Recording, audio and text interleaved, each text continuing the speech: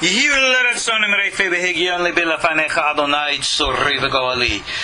words of my mouth and thoughts of my heart be acceptable before you, O God, my rock and my redeemer. Shalom all and welcome. I am your host, Ariel Bartzadok. You find me online at koshertorah.com. Here again is the official opening for this class. I've entitled this course, An Orthodox Rabbi Reads the Christian Bible. My purpose and intent in teaching this course is simple. I want to be able to explain why Torah Judaism and Torah faithful Jews do not and will not accept or embrace the teachings of the Christian religion. I have no intentions or desires in this course to attack the religion of Christianity. I'm not here to challenge or critique those who embrace the Christian faith. I'm not here to talk about Christianity at all. Even though due to the nature of this material, I am sure that I will not be able to avoid the topic entirely. Nevertheless, I am here to look at the Christian Bible from an entirely Torah point of view. I begin with certain premises. I do not deny the existence of a historical Yeshu, be he called Yeshua or what. For Torah faithful Jews, Yeshu was not, is not, and can never be the Messiah of God. For Torah faithful Jews, Yeshu was not, is not, and can never be God, or even a son of God, any more than any other human being of flesh and blood. For the record, the historical Yeshu was born, lived as, and died as a Jew. He and his original followers were all Jews who, like him, were born, lived as, and died as Jews. Absolutely none of them were Christians in any sense of the word. We Torah faithful Jews follow the same religion that Yeshu himself practiced. We pray to the same Heavenly Father. We live by the same Torah, mitzvot, and maasim tovim. Yeshu was not a Christian, and neither are we. Yeshu's original followers were all Torah observant Jews, as was he. As Jews educated in Torah, drenched in its teachings, and, from what can be seen, knowing no other spiritual path, I must logically conclude that the original writings of Yeshu's original followers were all Jewish writings, and therefore well within my domain as an Orthodox, Torah Orthodox rabbi to read them, understand them, as would one rabbi to another. I therefore begin with the position that anything found in the Christian Bible attributed to any of its Jewish authors that does not agree with Torah Judaism must not have been written by such an author, and is therefore subject to suspicion and must be critically analyzed. And that is what I am here to do. Like many Torah sages before me, I do not accept the Talmudic midrash about Yeshu at face value. Those teachings were meant to be polemic, not historical. Therefore, they will not be part of our discussions. I have been led to perform this work because of the experiences of my personal life. As a teenager, I was victimized by a terrible evangelical group in my hometown on Long Island. This group was led by a very evil, lying, deceptive individual who turned out also to be a pedophile. I am thankful that I was able to escape being victimized in that way.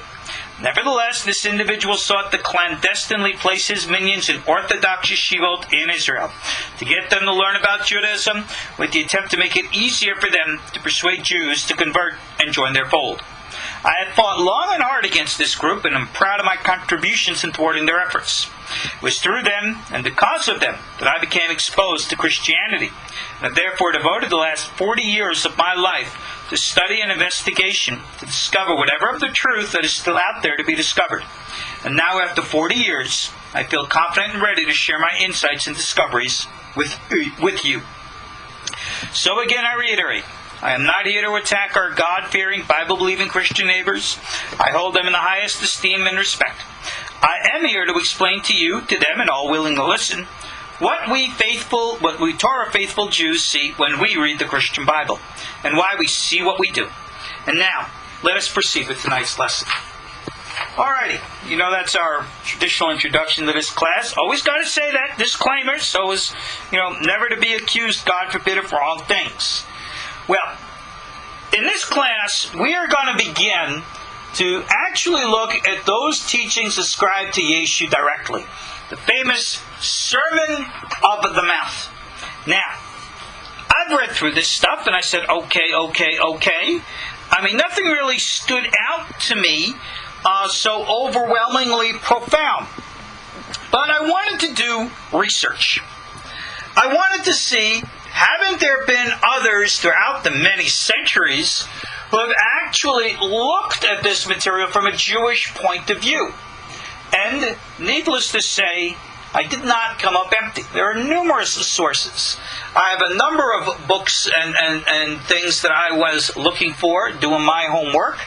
And the one that I found, that I found most striking, was a book written by a Rabbi Gerald Friedlander. And it's called The Jewish Sources of the Sermon on the Mount. It was originally published in London in 1911. He was the minister of the Western Synagogue in London. Now, in order to approach this subject of Yeshu's teachings, famously in Christianity called the Sermon on the Mount, I want to put it within a context of significance of, I don't like to have to do this, but in order to introduce what I want to read from him, I have to do this. We got to put Judaism and Christianity here on a seesaw, because the one thing that I think is so adamant that needs to be addressed and has never been addressed is the matter of religious racism, or chauvinism, if you will. Since its inceptions, Christianity has been the scourge of Judaism. It has always claimed to be the replacement of Judaism, and therefore that Judaism is wrong, and Christianity, of course, being better. And needless to say, this has led to countless centuries of Christian animosity and hatred towards Jews, especially towards Judaism. And the history of violence from the church is well documented. We don't have to go there. This is something that has never really been fully addressed. And unless it is addressed, now, when I say addressed, I don't mean to ask for an apology. We are sorry. I mean, talk is cheap over the graves of millions of people. I'm talking about addressing fundamental issues of doctrine and theology, wherein which you say, we believe this is the way of God, and God says, etc., and so on. Now, to put this into a context, I want to read to you something to help us introduce the Sermon on the Mount. And I want to read to you from Rabbi Friedlander's book again, and explain where this, if you will, necessity comes from trying to understand why it's important to take the approach that I am.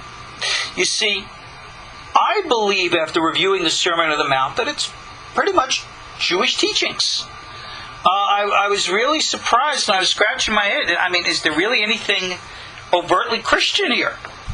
And I was surprised to find what I did. But let me read what I'm saying before I comment further.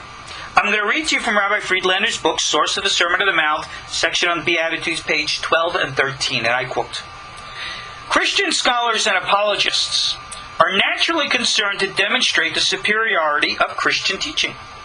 They claim that the last word in religion and ethics has been taught by Jesus.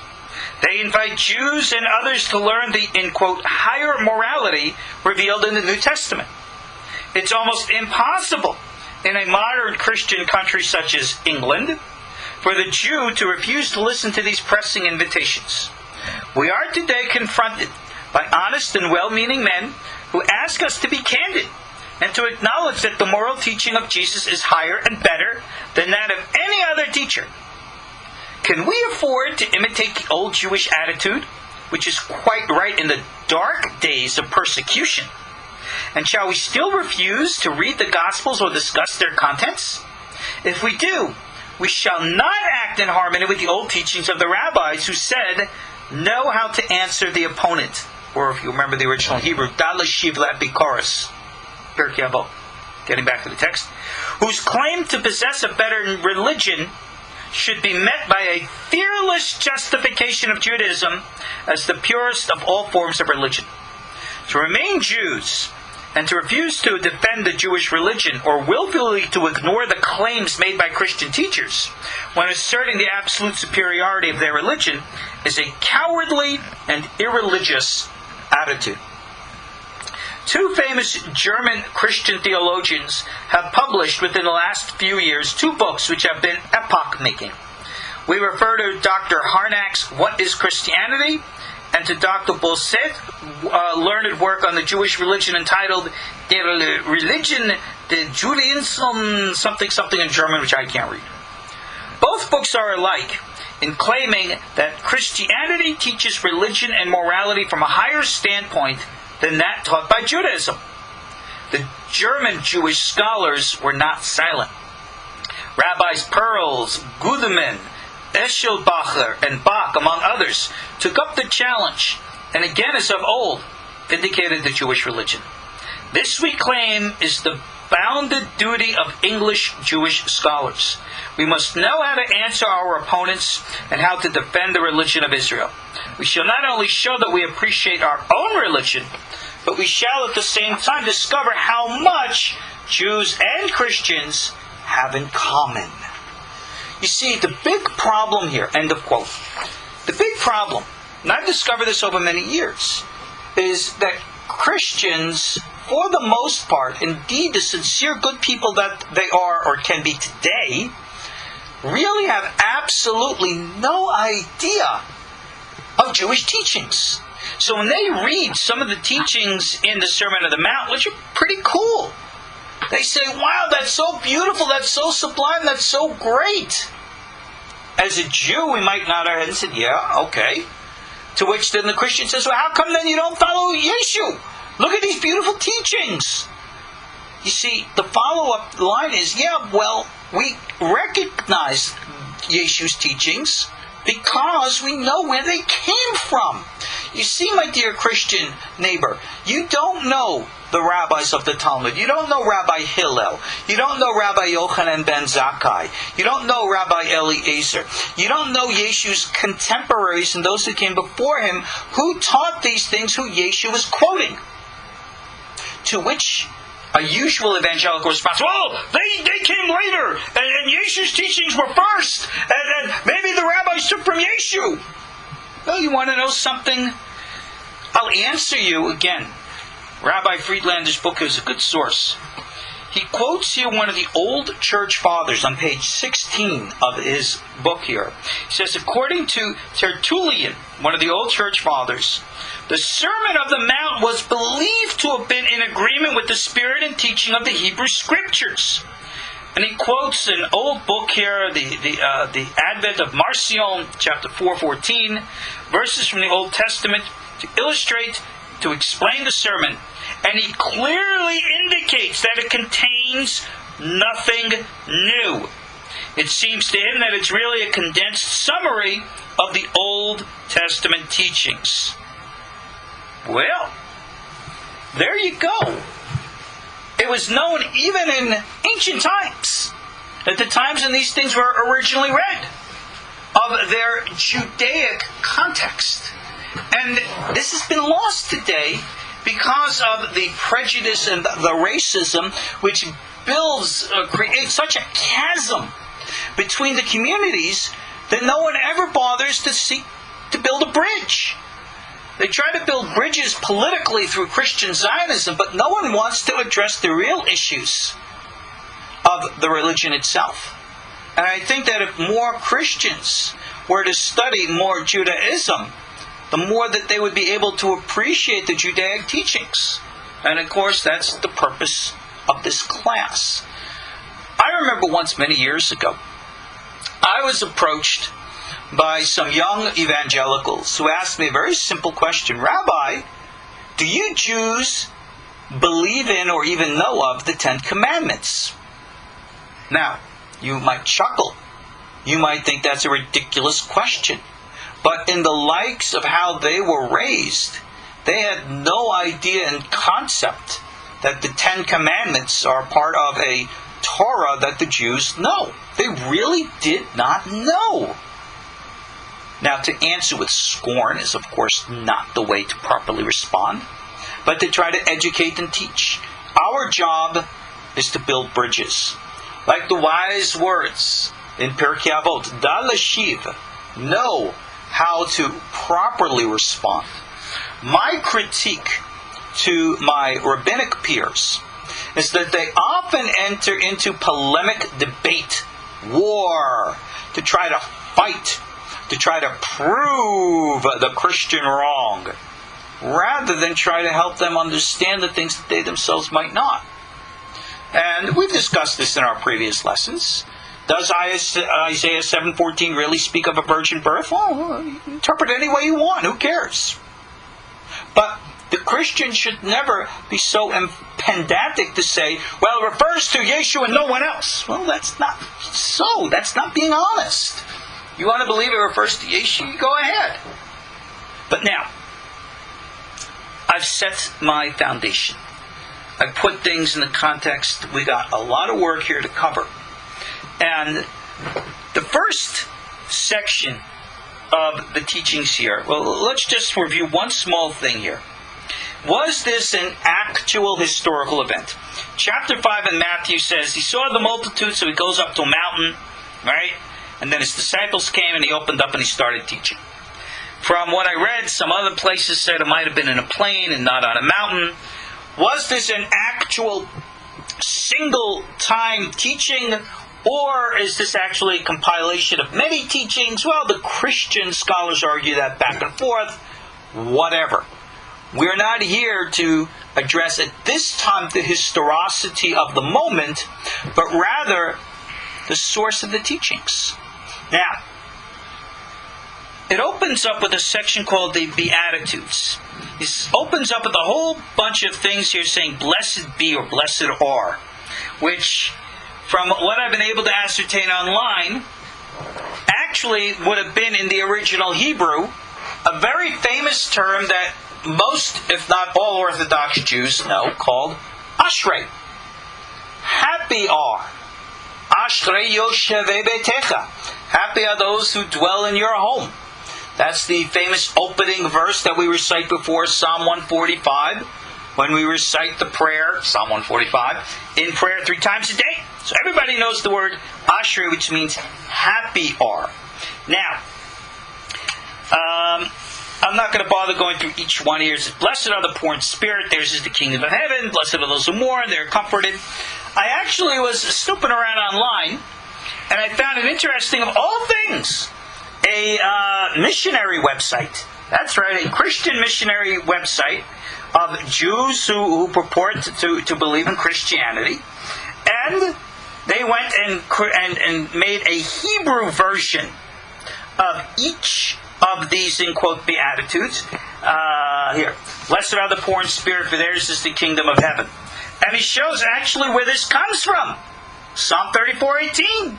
The Lord is near to the brokenhearted and saves the crushed in spirit. Blessed are those who mourn, for they shall be comforted. And again, they go and show how this comes from Psalms. Psalm 119, this is my comfort, my affliction, that your word gives me life. And on it goes.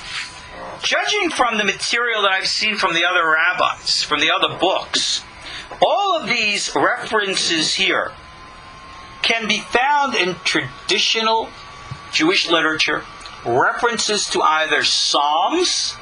I believe Flusser in his book makes a correlation to the Thanksgiving scroll from the Dead Sea Scrolls. And if you look at what they're teaching, this is a simple term that those in the Torah circles should know very well. We call it Musar. Musar means moralistic teaching. Now, from what we understand historically, Yeshu is this individual going around, and who is really attracted to him? Apparently, it was mostly the lower economic class. The people who were the most simple in their religious faith. So, even to this very day, people who are simple in their religious faith don't go around, with great examination. They see a rabbi, someone's called a rabbi, they respect them. spite of the fact that even today we know that many respected rabbis are actual criminals, people, they put those things aside. Nothing new under the sun. So when he says, blessed are the poor in spirit, theirs will be the kingdom of heaven. Interesting, remember this term, Malchuta Deshmaya, kingdom of heaven. Remember how Yeshu originally uses this. It does not say, blessed are the poor in spirit, for theirs will be a portion in heaven. Because when you say poor in spirit, alright, these are the people who are also poor in money. And if somebody's in poverty, you don't comfort them by saying, oh, you'll have a nice place in heaven. Right? Starve for the rest of your life, live in poverty, when you die you'll be rich. Gee, thanks. No. But if you could say to people, you know something, the time is coming. The kingdom of Israel will be restored. We're going to get rid of the Romans. Alright, there's going to be a war. We're going to get rid of them. And you people who are poor now, you're going to be on top. Because we're going to be able to get rid of those who are holding you down. Sound familiar? Think of Russia, 1917. Think of Vladimir Lenin. Right? Overthrowing the bourgeois by the hand of the proletariat. Yeah, I'm talking communism. No, I'm not saying that Yeshu was a communist. Please don't say that. I did not say that, so don't say it in my name. But this is a class struggle. This is rich v. poor. And as such, Yeshu's going right into it and fanning the flames. Blessed are those that mourn, they will be comforted. And like we said, each of these has a source in Psalms and other literature of the time. But still, it's nice musar. In other words, these are moral things. These are things that make people comforted. Blessed are the meek, for they shall inherit the earth. Notice it doesn't say you're going to have a nice portion in heaven. They're going to inherit the earth. How is that going to happen? Blessed are those which do hunger and thirst after righteousness. They will be filled. How do you hunger after righteousness? What's righteousness? What greater righteousness in this time period? You read this throughout Josephus. You read this through other works. Greater righteousness than overthrowing the yoke of the Romans. This wasn't just a call for chumrot in Torah, as we would call it today. Stricter observances of the Torah. Well, Yeshu's got his own on that. But this was a call that the people understood. Blessed are the merciful, for they shall obtain mercy. Interesting juxtaposition. Blessed are the pure in heart, they shall see God. Wow. Blessed are the peacemakers. They are called the children of God. Wait a second, didn't I just say, am I not implying that this is a call for war? So what's all this peacemaking talk? Well, bottom line, when in ancient Israel they called for peace, how did peace come about? Peace came about like with the Maccabees. Right? You overthrow the enemy. The fact that he's referring to peacemakers, that's kind of like, if you remember in Ronald Reagan talk, he referred to some of the intercontinental ballistic missiles, he called it the peacemaker? Yeah, I guess that'll make peace all right. I think that's how you have to understand this context in the greater scheme of things. So, blessed are those who are persecuted for righteousness' sake, for theirs is the kingdom of heaven. Who are those who are persecuted for righteousness' sake? Well, do you remember the obviously everybody knows, it says that Yeshu was put on a cross. Well, a cross, crucifixion, was the traditional form of Roman execution for sedition against the government, treason, troublemakers, terrorists. Jews were crucified by the thousands. And it went on for a long time. During the days of the Seleucid Greeks, Jews were murdered in large numbers. All, like it says here, for the sake of righteousness. Theirs is the kingdom of heaven. Why? Because when the kingdom of heaven comes and that the enemy is overthrown, you then will have your revenge Remember, notice there's no necessary reference to the afterlife or mention of heaven. No, not at all. Blessed are you when men shall revile you and persecute you, and shall say all manners of evil against you falsely. There are 3 words here in the text that I intentionally left out. If you read the book of Isaiah, chapter 53, big argument. Well, the Christians want to say that refers to Yeshu. Now, you even have certain Jewish sources like the Zohar, which says it does speak about the Messiah. And then you have others who say, like Isaiah himself, that it refers to collective Israel, because it says, Israel is my servant, right there in Isaiah. Read it. But how to interpret a scripture verse is really irrelevant. The concept of the suffering servant, clearly by Isaiah's words, refers to the entire nation of Israel. And if indeed the Messiah is a member of the nation, which obviously he is, he's the king of the nation, then he's going to suffer right along with the people. And therefore the Messiah is going to suffer just as the people suffer. And so Isaiah 53 speaks equally about Israel and its Messiah. You'll find that in the Talmud, you'll find it in the Zohar. Don't bother arguing about it. It's ridiculous. But the point is, we who stand up for what is righteous are reviled. We who stand up for what is righteous are persecuted. Now, look throughout the history. Like I mentioned earlier, who are the ones throughout the centuries who have always been reviled and persecuted? Not Christians, Jews. Because they stand up for righteousness. Now here in this verse it says, Blessed are you if and when you are reviled for my sake. I'm not really sure Yeshu said those 3 words, for my sake.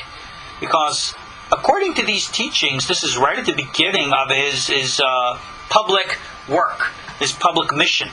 As such, I don't think anybody who's really at that time ready to lay down their lives for him. This is the time he's getting to know you kind of stuff. So in that respect, I question those 3 words.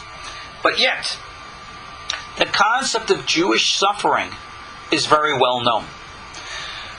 I made a comment in writing on Mel Gibson's anti-Semitic film about Yeshu, in which they showed Yeshu's horrific suffering.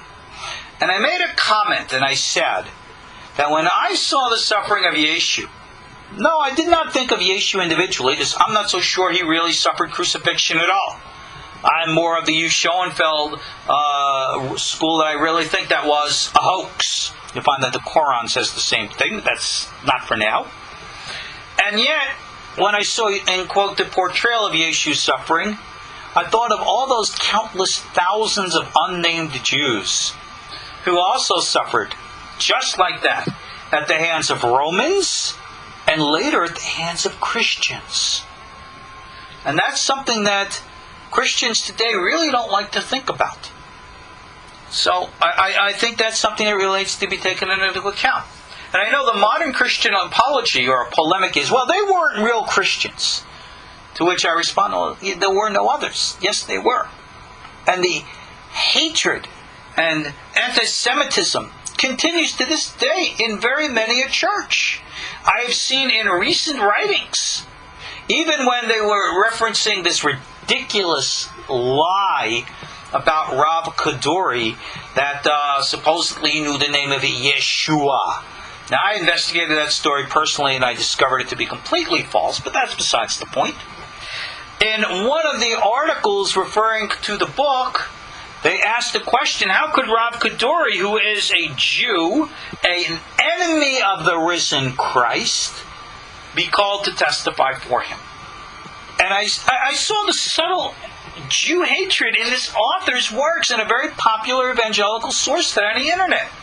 Just referring to all Jews as the enemies of the risen Savior. Oh, I'm quoting the Christian Bible. Yeah, I get that. But what does that say about what your beliefs are? This is why, when Yeshu is referring to here, who is he talking to? Obviously the Christians, right? Wrong! When Yeshu said these words, how many Christians were alive on planet Earth? 0! How many Jews? Many. When he says, when men revile you and persecute you, he is talking to his fellow Jews. And that is what you must always remember. These words were said from one Jew to other Jews. No mention of Christians are here. I'll just throw in a little caveat here before we go on. You'll read later on in verse 47 and later in the story. I'm pretty sure that the Christian scriptures are clear that Yeshu himself was rather racist and anti-Gentile in equal proportion today as many Christians are anti-Jewish. What do you think of that? I once saw a joke on the internet, which actually I thought was rather funny. It said that Yeshu comes back and he sees the gathering of all the Christians, and he looks out and he says in Hebrew, Oy vey, what are all these Goyim doing here? Goyim means the nations or non-Jews, and it's traditionally used as a derogatory term for Christians, even though it's not really derogatory. And the point was, the historical Yeshu, again, like I write in our opening, was, lived, whatever, Jewish. There was no Christians here. None. What we're reading here, where is Christianity in here? There is nothing here which we do not find a foundation for in Tehillim, Psalms, maybe Dead Sea Scrolls, all Jewish stuff. But yet the Christians look at this and elevate this as their higher morality, not realizing that their higher morality is our Torah. That's the message that we need to teach. Rejoice and be exceedingly glad, for great is your reward in heaven. Now we're talking about the afterlife. Not necessarily this world, when you're persecuted. For so persecuted were the prophets who were before you. That's for sure. Prophets always went through a rough time. But people who are persecuted, they can't always, especially those who've already died. What promise can you make? Now think about this. If Yeshu is this radical, political, quasi-Messiah figure who is in and out of the shadows due to the nature of his work, all right? The people attracted to him, needless to say, are sympathetic to overthrowing the Roman authority, and therefore are suspect in Roman eyes, whose family members most likely are like them, many of whom might have already been caught and killed. So, using the old term, Yeshu is speaking to the choir. He's speaking to people who know what it means to have been spit on by a Roman centurion. He knows what it means. They knew what it meant to be trodden on because they're the simple religious. Do you ever see the simple religious? You go to Israel today and you see the simple religious. The people who are just your simple, every day they work in the factories or this job or that. They're not the college educated, but they're raised in religion. They're faithful to God. They're the good, decent salt of the earth. Gee, that's exactly what Yeshu goes and calls them too. He says, you are the salt of the earth. But, here's more musar. If the salt loses its savior, then wherefore shall it be salted? And therefore it's good for nothing, but to be cast down, be trodden under foot of men. In other words, if you are to be the innocent and decent and good, what happens when you lose that innocence, decency, and goodness? Well, what good are you? You're trampled on. He's signifying here that the reason why the Roman occupation, otherwise referred to as trodden underfoot of men, is because of the people's lack of proper righteousness and devotion and sincerity before God. Again, a Jewish message that you'll see echoed and written in countless Jewish books over centuries. Continuing, you are the light of the world. A city that is set on a hill cannot be hid. Neither do men light a candle and put it under a bushel, but on a candlestick, and they give light unto all in the house. Let your light shine before men, that they may see your good works. Good works. I thought Christianity wasn't about works. I thought it was about faith. I guess I'm confused, right? Yeah. and glorify your Father who's in heaven. Okay, what is this light? Gee whiz, kind of reminds me of Isaiah chapter 41, I think it was, where Isaiah the prophet says, "You are the light to the nations."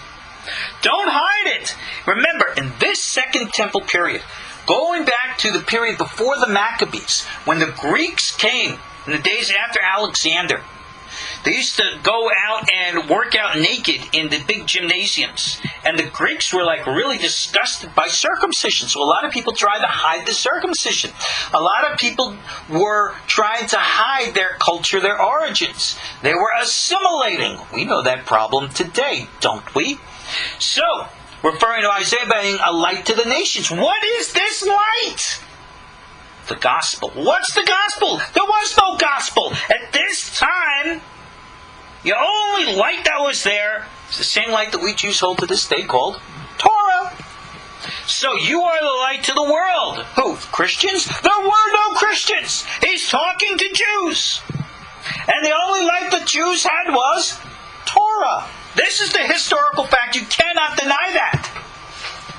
The Torah is what he's talking about then. It's what we talk about now. The Torah is the light to the world. The children of Israel are a light to the world. And he's saying, go out and be proud of who you are. Be proud of your culture. Be proud of what it is to be a Jew. Now, let me reemphasize. Being a Jew and a Torah culture is not the same thing and should never be identified with Eastern European ethnicity, which is predominant in the ultra-Orthodox communities today. You don't have to wear a black hat and speak Yiddish and go oi oi oi and eat bagels and lox to be religious. That's ridiculous.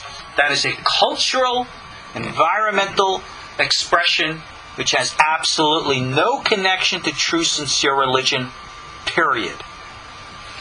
Make sure that's understood.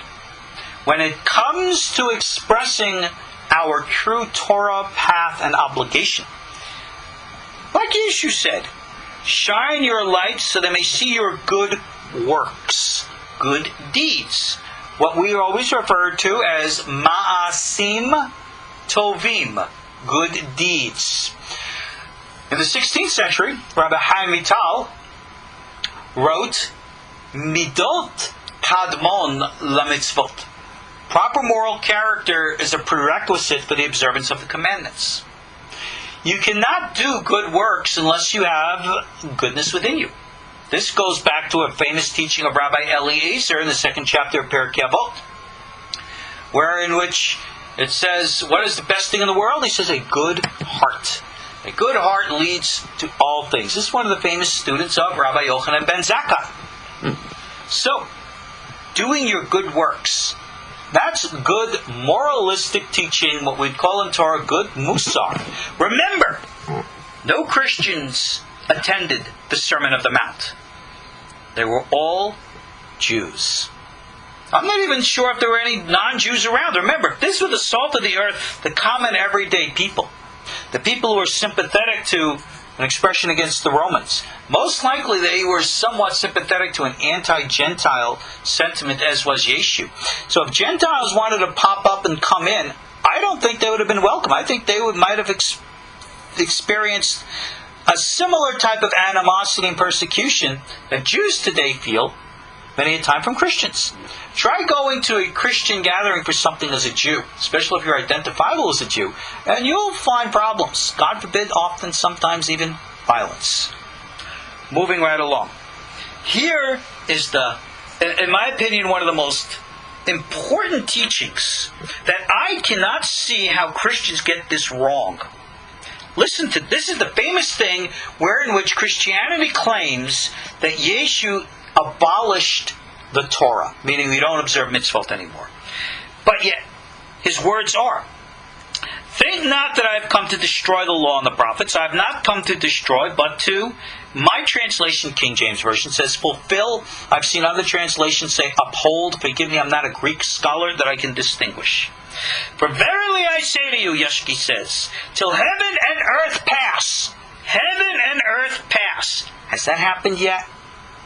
I think we're still on the earth. No? I don't, you know me, what do I know? But I think I'm on earth. I think the heavens and the earth are still here. Not one, the translation is jot or tittle, which should be a yod. Alright? Not a smallest letter of the Torah. Not even a cantillation mark of the Torah. Shall in no wise pass from the Torah till all be fulfilled. Aha! What does that mean? When Yeshua rose from his crucifixion, that means everything was fulfilled, and now the Torah is no more. That's what Christians say. But I scratch my head and say, wait a second, what happened to the heaven and the earth passing? What happened to all those prophecies like in the end of Isaiah and Ezekiel, remember Gog and Magog, and Zechariah? Oh, that's the second coming. Yeah, but isn't that part of the all? They haven't been fulfilled. And if they haven't been fulfilled, then even Yeshu himself is saying to you, don't think that you can get around observing Torah and mitzvot. I mean, that's the way it looks to me. Whoever therefore shall break one of the least commandments and teach men to do so, he will be called the least in the kingdom of heaven. And whoever shall do and teach them, the same shall be called great in the kingdom of heaven. Well, if this is not an echo of Pirkei Avot, I don't know what is. Wherein which the sayings of our fathers say, never try to judge a minor commandment as opposed to a great commandment. Even in the Kabbalistic traditions, we're taught all commandments are equal before God. Apparently, Yeshu's on the same page. Don't go around trying to think of a mitzvah kala as opposed to a mitzvah hamura. They're all from God, they're all from His Torah, and they're all to be equally observed. Now, listen to this. For I say to you, that except your righteousness shall exceed the righteousness of the scribes and Pharisees, shall no case enter the kingdom of heaven. Is this kingdom of heaven, again, a reference to the afterlife? Or the reconstituted kingdom here on earth? I'll let that one be argued, because you already know what my persuasion is. But here he is saying to you, oh, these evil, rotten, disgusting scribes and Pharisees, they're all a bunch of whitewashed tombs, and you don't have to observe the commandments, and you don't have to observe Torah. Yeah, go out and have a pork sandwich on Yom Kippur, and go out and smoke some cigarettes on Shabbat. Right? Just be righteous. Wait a second. What is righteousness? Didn't he talk about making my works, my good works? Who defines good works? Torah. Commandments. No, I'm not going to eat a pork sandwich. Not on Yom Kippur, not any other time. Why? Because God said not to eat pork. Done. Don't argue. That's it. I don't smoke. Bad for my health. Torah says I have to guard my health. I don't violate the Sabbath. I observe the commandments because that is the right thing to do. And by Yeshu's referring or referencing here to the Pharisees, Perushim, the sages, he is being what we would call in Hebrew, a term which many in the community and Orthodoxy know today, called machmir. Machmir means a stricter application and interpretation.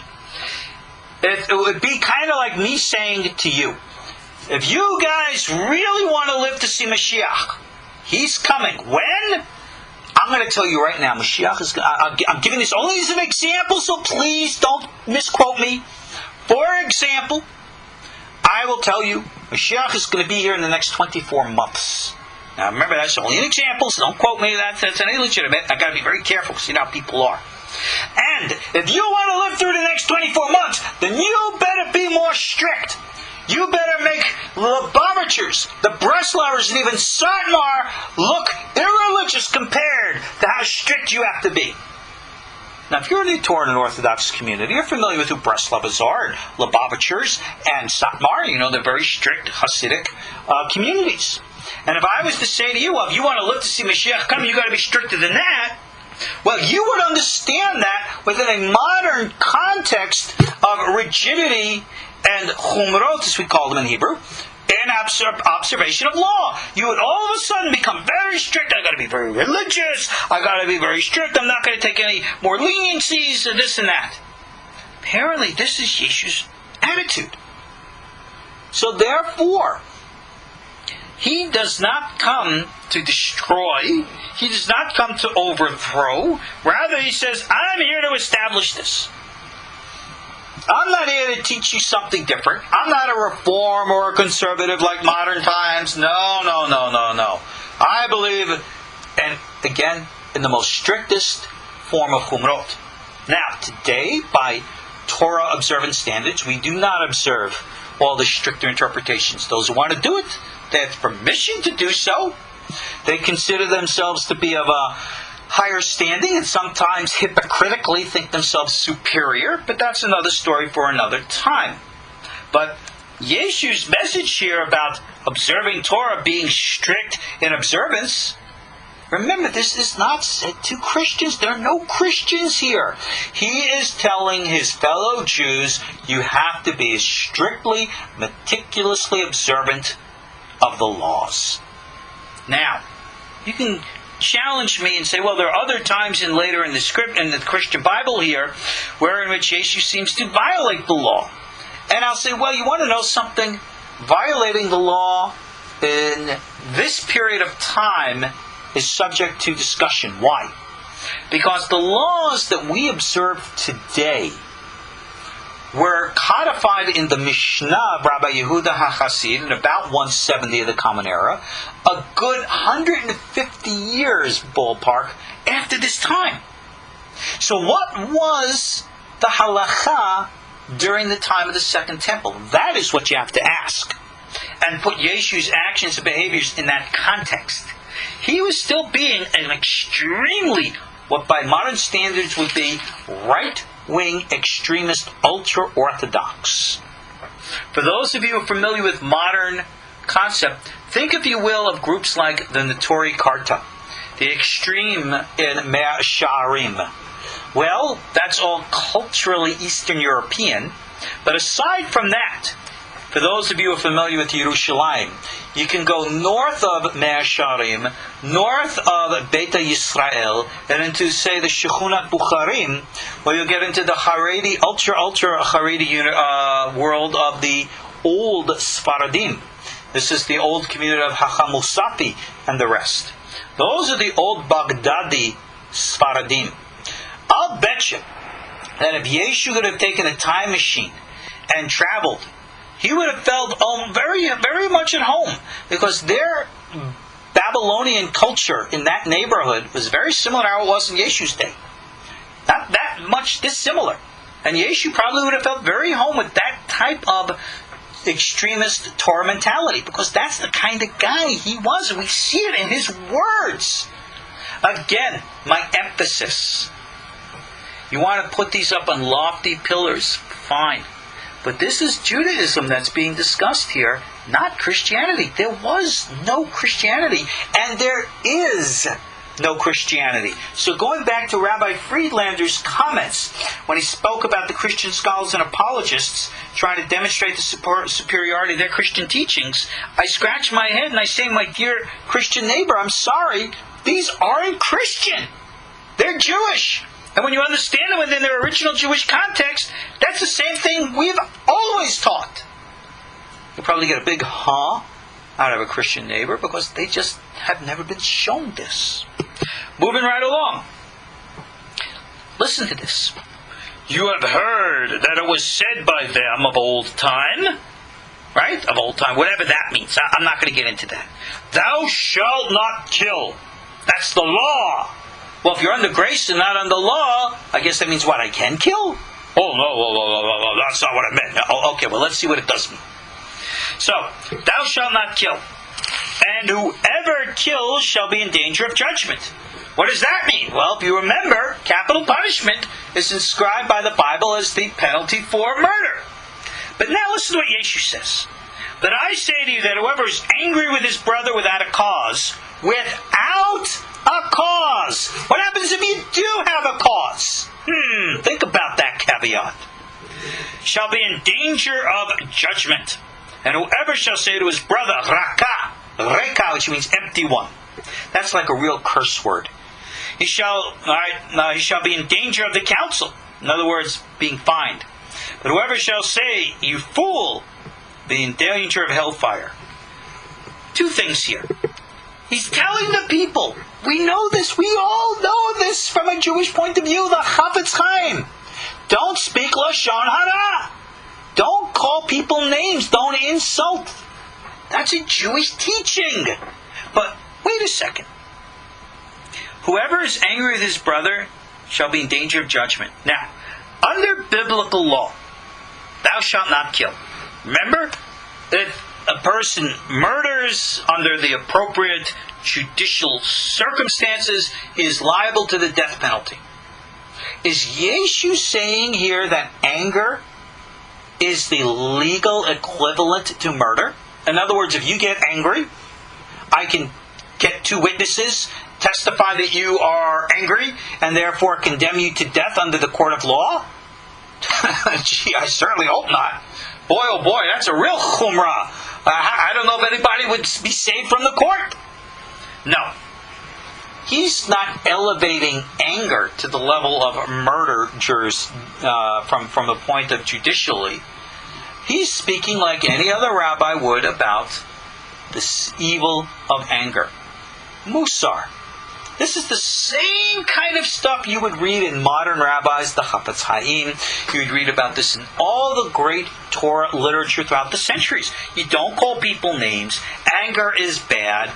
And there is punishment. Notice here he speaks of danger of hellfire and all the rest. That seems to be like an afterlife thing. Again, I'd have to see the original language, which doesn't exist, to see exactly what he meant. But now, moving right along with Musar. If you bring a gift to the altar, that's not some symbolic thing of offering donations in your local church. That was going to the synagogue, that was going to the temple in Jerusalem to offer an animal sacrifice, which was the common observance in those days. And it says, there you remember that your brother has something against you. Leave there your gift at the altar, go thy way, first be reconciled with your brother, and then come to offer your gift. Notice this is a gift altar, not an obligation, right? This wouldn't be a chatat, which is a sin offering, but what we'd call a gift offering. Now, what he's saying here is good musar. You want to give a gift, a matanah to God. You want to show God how righteous you are by giving a matanah to the altar in the temple, and yet you have an open anger and disagreement with your neighbor. There is conflict. Remember, the rabbis have always divided the commandments in two different sections: the commandments between God and man, and the commandments between man and man. The commandments between God and man, that's offering an altar. Offering and making an offering on the altar. But yet, when you have conflict and fights and animosity and anger being a stumbling block and all the rest, you're violating many, many different mitzvot. What Yeshu is saying here is that the mitzvot ben adam lachavero, the commandments between man and man, take precedent over your wanting to observe, something just for God. That's a Musar teaching echoed in all the teachings of the rabbis. There's no contradiction here, or for that matter, anything Christian here at all. All traditional Jewish Musar. Continuing. Agree with your adversary quickly while you're still in the way with him, lest any time the adversary delivers you to the judge, and the judge delivers you to the officer, and you be cast in prison. Make peace. These are the wise words of the great sage Hillel. Ohev shalom, rodef shalom. Now, is he referring to making peace with the non-Jew? Remember, there were no non-Jews here. He's referring to one Jew with another. He's trying to get all the simple Jewish people to stop bickering and fighting amongst one another and saying, let's join together and be the one big happy family we're supposed to be. The Musar message that, again, you will find echoed in all the writings of all the rabbis throughout all the centuries. Again, nothing Christian here. Verily I say to you, thou shalt by no means come out thence till thou hast paid the utmost farthing. Farthings? They had farthings in the old days? Or in other words, he's saying, if you don't make peace, and you're going to be subject to who? to the officer and cast in prison. The only one who did that were the Romans. So bottom line he's saying is make peace before you end up in trouble. And now he continues. Along this similar line, you've heard it said in time of old, thou shalt not commit adultery. Again, just because you're under grace instead of under law doesn't mean that you go around and commit adultery. No, no, no. But I say to you, whoever looks on a woman with lust after her has committed adultery with her already in his heart. The penalty for adultery, again under proper judicial circumstance, was death. You actually put to death. So are you saying to me now, if you look at lust at a woman, and such a look or feeling could be expressed, verified in front of a court, you'd be put to death? No! But he's saying you're guilty in your heart. Is that what the rabbis teach? Pretty much. Pretty much. And that's why we have all kinds of laws and safeguards against what the eye sees, separating. Matter of fact, what Yeshu is here doing is fulfilling the very famous wise words of the Torah. Asu siyag Torah. Make a fence around the Torah. He is implementing a traditional rabbinic expression. Making the observances, adding stricter interpretations to them, with the hope and the intent that people will not come to violate the essence. So therefore, if you violate thinking about a woman in your heart, you're certainly not going to violate in person. If you don't get angry at somebody, you're certainly not going to end up murdering them. These are the fences that he's making. Now he says, if your right eye offends you, pluck it out, cast it from you, for it's profitable for you that if one of thy members should perish, not the whole body should be cast into hell. If your right hand offends you, cut it off, cast it from you, for it's profitable that one of your members should perish, not that the whole body should be cast into hell. Well, there's a whole bunch of hell stuff here. I'd love to see what the original language was. It's been said, whoever shall put away... Oh, okay, let's stop here. Now, is he really telling people to self-mutilate themselves? I have actually seen in modern Haredi writings, in which, especially the arguments over cell phones. I remember seeing something in print recently which made me laugh, that one rabbi came out and said, rather than use one of these smartphones, you should burn your eyes out with iron hot pokers. Or if your hand picks up, you should better chop off your hand. I don't know many people going around burning their eyes out with hot iron pokers or chopping their hands off. This is a symbolic language. This is not literal. Again, Yeshu is trying to say how emphatic and important it is that you don't allow yourself to come and violate the principle. Asu siyag Torah. Make a fence around the Torah. And these are very, very wise words. They've echoed the words of our sages for over 2,000 years. And it's important that we recognize that we don't push things to the wall.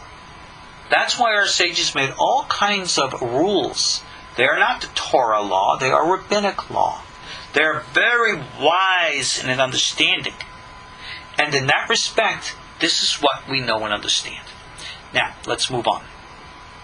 It has been said, whoever shall put away his wife, let her give her a writing of divorce, a get. But Yeshu says, whoever puts away his wife, save for the course of adultery, right? And shall marry another, and whoever shall marry her, that is divorced, commits adultery. Yeshu says the only validation for a get is adultery. All right, my rabbinic peers out there in the audience, how many of you recognize this law? Number one, it is not the laws that observe today. It is certainly not found in the Mishnah or the Code of Jewish Law, but we recognize this law. This was an opinion held by Beit Shammai. This was the opinion of the house of Shammai with regards to adultery. The argument was between Beit Shammai and Beit Hillel. And apparently earlier Yeshu is seems to be echoing the words of Hillel. Now he's clearly quoting the house of Shammai. So you say, what side is he on? What difference does it make? We recognize this. It makes sense within a context. I know people to this day who consider themselves married even after they're divorced based upon what Yeshu says here. Because that's the word of God. Well, no, it's not the word of God. It's the word of Beit Shammai that Yeshu is quoting. If you're divorced, you're divorced. That's the end of it. Okay? If you are a Jewish individual and you're married in accordance to Jewish law with a chuppah and kiddushin, if you have a get, that's done. If you are non-Jewish, how was that? If you're non-Jewish, you are married under the whatever secular law or religious context of your culture, and you were divorced accordingly, you're divorced. That's it. Now, I believe in Catholicism. To this very day, they still don't recognize divorce based upon this principle. But again, Torah does not teach this. So, going back to the superiority of a Christian morality, I would think that the morality of Beit Hillel overrules or outrides the morality of Beit Shammai. But that's just me. Alrighty. I think that we've actually come to the end of our time period today in this class tonight. So we'll continue on this. We're going to continue going through all these words and view them with the grace of God in the eyes and light of Torah. I want to thank you all again for joining me. I'm your host, Ariel Bar-Tzadok. Come see me online at koshertorah.com. Hope to be back with you soon. God bless. Good night. Shalom.